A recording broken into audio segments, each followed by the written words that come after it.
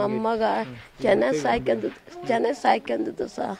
ಚೆನ್ನಾಗಿ ಸಾಯ್ಕೊಂಡ್ರು. ಈ ಥರ ಅನಾಹುತ ಆಗಿಬಿಟ್ಟು ಸಂಜೆ 6 ಗಂಟೆಲಿ ನಾನು ಇಲ್ಲೇ ಇದ್ದೆ ಸರ್. 6 ಗಂಟೆಲಿ ಕಳಿಸೋದಕ್ಕೆ ಮತ್ತೆ ನಿನ್ನ 7 ಗಂಟೆ 7:15 ಹೊತ್ತಿಗೆ ಸುದ್ದಿ ಆಯಿತು ಸರ್. ನಮಗೆ ಗೊತ್ತಿಲ್ಲ. ಅಷ್ಟೊತ್ತಿಗೆ ಯಾರೋ ಗೊತ್ತಾಗಿ ಹಾಸನಕ್ಕೆ ತಗೋಗ್ಬಿಟ್ರು ಸರ್. ಹಾಸನಕ್ಕೆ ಹೋದ್ಮೇಲೆ ನಾವೆಲ್ಲ ಹೋಗ್ಬಿಟ್ಟು ಆಗ 3:30 ನಮಗೆ ಮಟನ್ ಕೊಟ್ಟರು. ಕೊಟ್ಟು ಮನೆಗೆ ನಾವು ಬಂದು ಸರ್. ನಿನ್ನೇನು ಗೊತ್ತಿಲ್ಲ, ಎಲ್ಲರೂ ಬಂದು ನಿಮ್ಮದೇ ಎಲ್ಲ ಸಾಯ್ಕೊಣಿಕೆ ಕೊಟ್ಟು ಇರೋದೊಂದು ಮಗ್ಗಿ ದಾರಿ ಮಾಡಿಕೊಡ್ಬೇಕು. ಕೈ ಮುಗ್ದು ಕೇಳ್ಕೈತೀನಿ ನಾನು. ಚೆನ್ನಾಗಿ ಓದೋನು ಸರ್. ನನ್ನ ಮಗ ಅಷ್ಟು ಯಾರು ಅಂದ್ಕೊಳ್ಳಿ ಹಂಗಿತ್ತಲ್ಲ.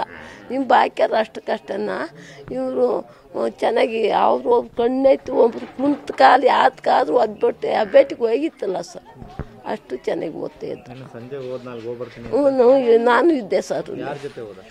ತಮ್ಮ ಅಣ್ಣ ತಮ್ಮ 8 ಜನ 8 ಹೋಗಿದ್ರು. ಇವನು ಗಾಂಧ ಹೋಗಿಬಿಟ್ಟೈತೆ.